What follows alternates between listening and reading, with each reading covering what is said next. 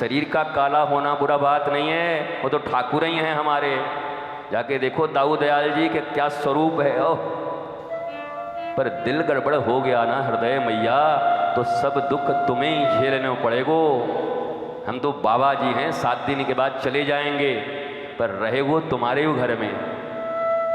जलन तुम्हें ही होगी, कष्ट तुम्हें होगा तुम्हारी संतानों से। थोड़ी सी मैया बनो, थोड़ा मोह कम करो, मोह मत करो, संतानों से प्रेम करो।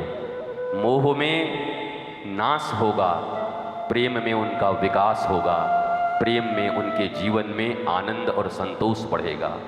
मोह से वो तुमसे भी दूर चले जाएंगे एक दिन। भागवत यही मोह और प्रेम का, मोह खराब, मोह खराब, मोह बुरा नहीं है।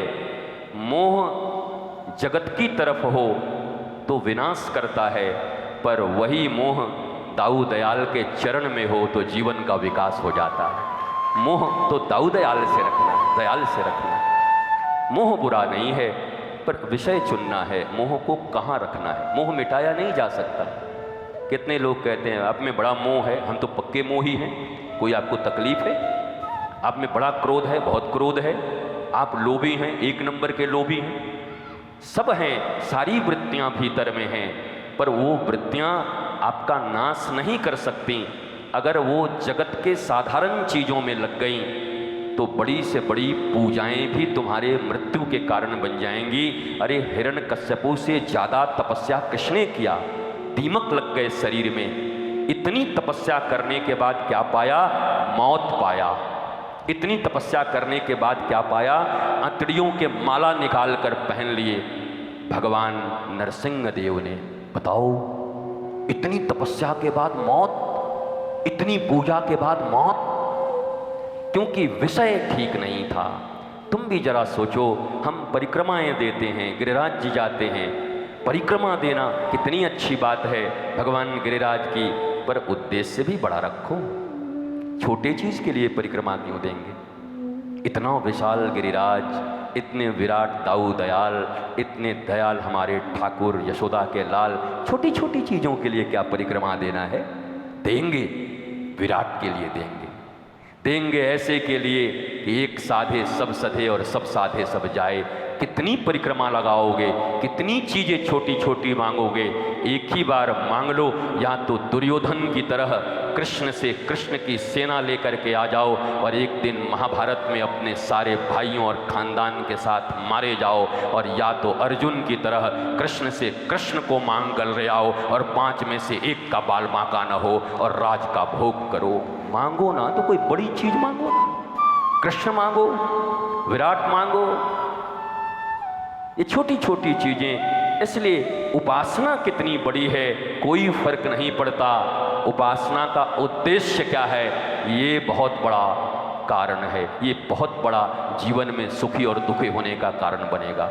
आप कितने मंगलवार, सोमवार और कितने व्रत रखते हो, इससे कोई फर्क नहीं पड़ता।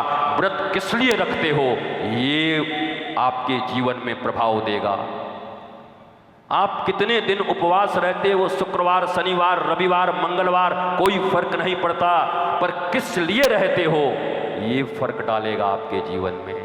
भारतवर्ष के लोग ठग लिए गए, सब पालन करते गए, पर छोटी छोटी चीज़ों में भूल गए कि ये व्रत किस लिए थे, ये उपवास किस लिए थे, ये नियम किस लिए थे, ये पूजाएं, ये आरती ये किस लिए हैं, ये परिक्रमा, ये प्रदक्षिणा किस लिए हैं, ये यज्ञ, ये आहुतियाँ किस लिए हैं। अरे भारत में यज्ञ का मतलब अतिथि, प्रकृति और संस्कृति, इन तीनों का रक्षण जो करता है वो भी प्रतिदिन यज्ञ करता है। अतिथि का अर्थ अतिथि, अतिथि का अर्थ ये नहीं तुम्हारे फूफा चाचा अतिथि नहीं हो सकते, जो बता के आए हैं वो अतिथि नहीं हो सकते। अचानक तुम्हारे द्वार पर ऐसा कोई ठाकुर का बंदा पहुंच गया, अतिथि उनका संरक्षण करो।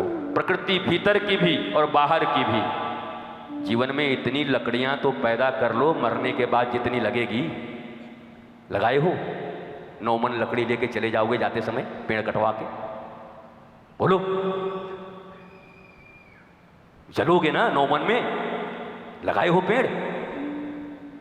तो जितने में जाओगे उतना तो लगा जाओ। तो प्रकृति का संरक्षण करो। भीतर की प्रकृति क्या है? ये 6 वृत्तियां, nature, habit is the second nature. तुम्हारी आदतें ही तुम्हारी प्रकृति बनती हैं। काम, क्रोध, मद, मोह, लोभ, मात्सर्य, ये 6 वृत्तियां तुम्हारे भीतर में हैं। महावीर की तरह इनको एडजस्ट करना सीखो और बाहर की प्रकृति, अतिथि प्रकृति और संस्कृति, संस्कृति क्या है? अपने यहाँ का खान पान, अपने यहाँ के वस्त्र, अपने यहाँ के रीति रिवाज, अगर इनका संरक्षण करते हो तो संस्कृति का संरक्षण हो गया। तो ये भी यज्ञ है, तो ये यज्ञ करो। कोई जरूरी थोड़ी कि यज्ञ तुम अग्नि में ये डालोगे तभी हो। तुम बैठे बैठे यज्ञ कर सकते हो। अपने प्रकृति की रक्षा करो और इसका परिणाम तुम्हें तुम्हारे जीवन में प्राप्त होगा।